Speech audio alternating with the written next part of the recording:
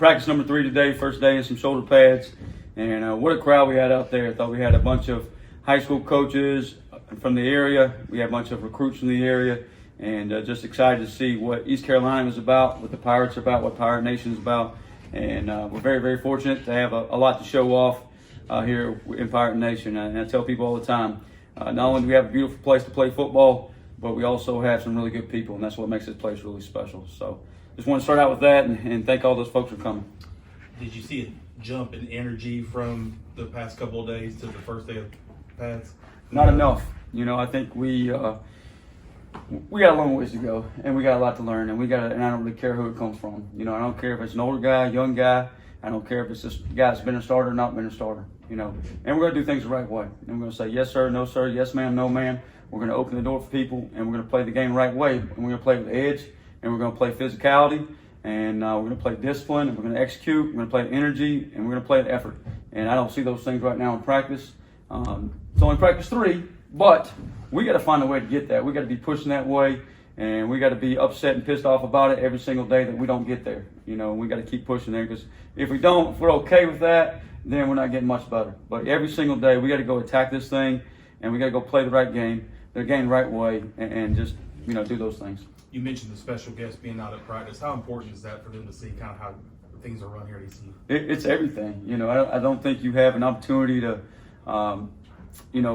get your brand out there, so to speak, and get our program out there and sell our program if you don't get people here to see it.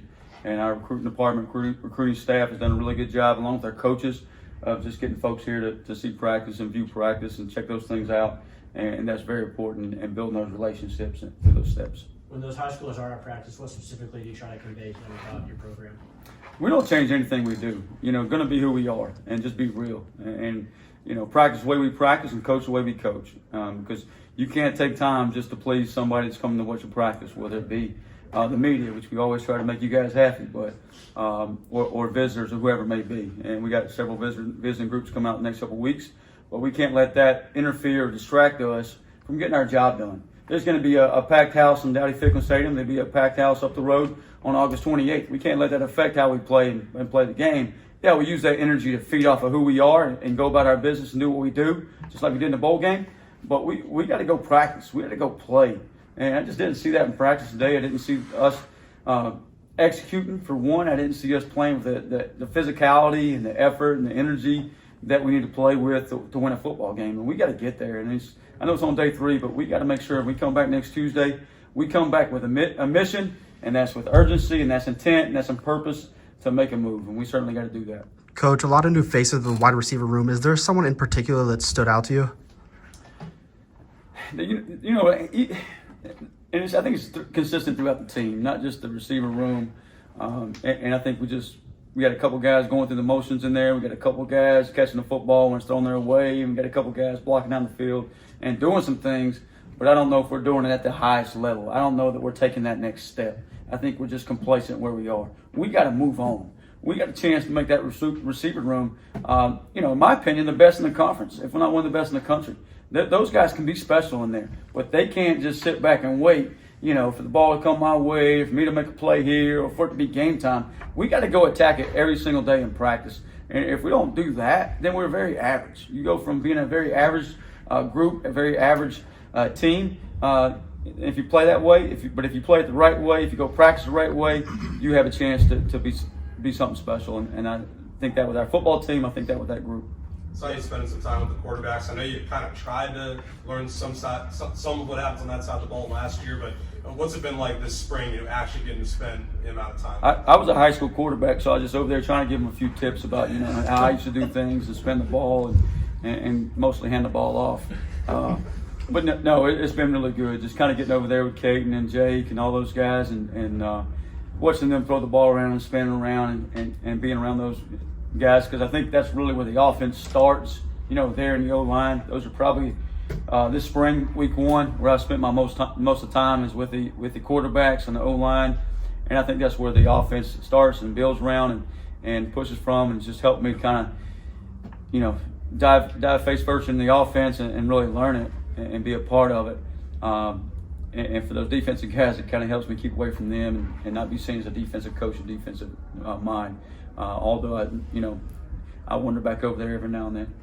Watching Coach Aldridge this week, that guy's got a lot of intensity and excitement and energy on the field. Is that a box you checked off when you were looking for a defensive coordinator? Yeah, we talk about fit, and we talk about how we want to play. And I think, if you want your team, you want your players, you want your groups to play a certain way, we got to coach a certain way. And Coach Aldridge certainly does, and we got several other coaches that do. And in the meetings that way, I had a old high school coach of mine here today that probably a lot of people know, just kind of hanging out and visiting. And he said, "Hey, who's that coach in the meeting there?" And talking about Coach Freeman, just the way Coach Freeman commanded the room, the energy he coached with, and how he was doing things. And you see it in those running backs. You see it in the way Marlon Gunn plays. You see it in the way London plays. And we got to continue to kind of bring each and every group along like that.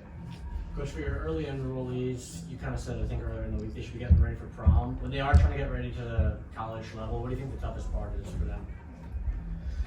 You got 13 enrollees, early enrollees that came in January that could still be in high school, graduating this May.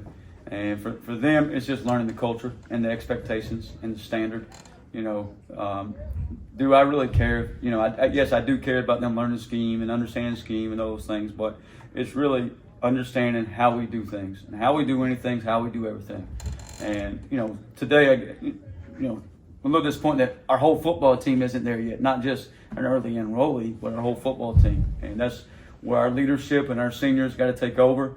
And Marlon and Carson and Caton and Raheem and JD and those guys got to step up and take it to the next level. And Jamarlin Riddle and Demarius Hines, those guys got to realize you're not freshmen anymore. We're counting on you. You've been starters. You played this game. You played between the lines. You played in a bowl game. You played meaningful football.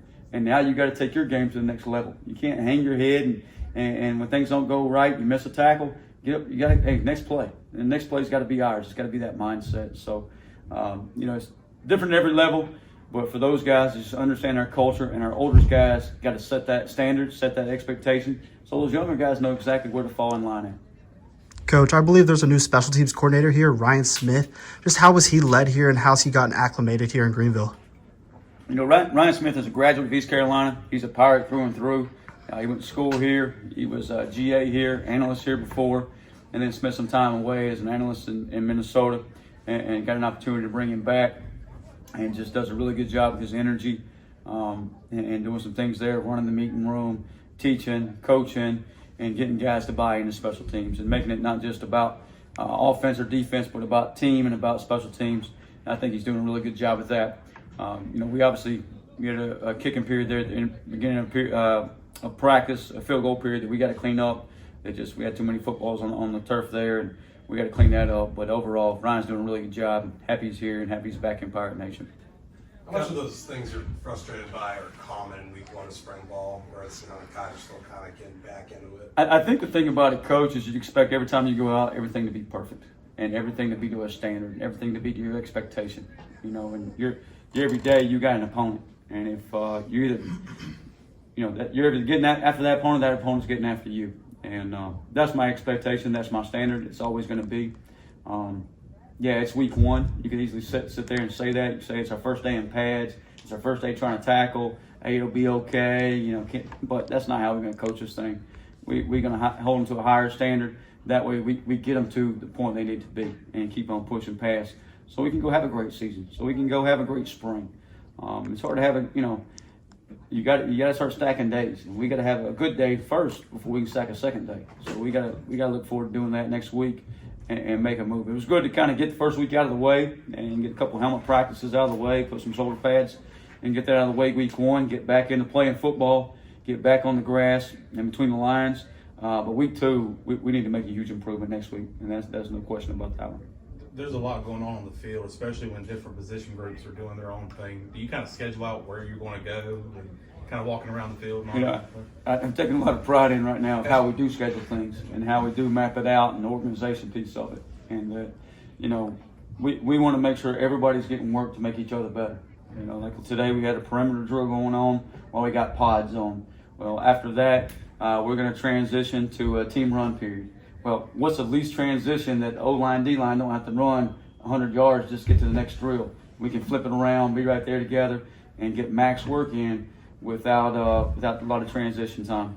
You know, most of you know this. I started out as a physical education teacher back a long time ago, longer than I care to admit.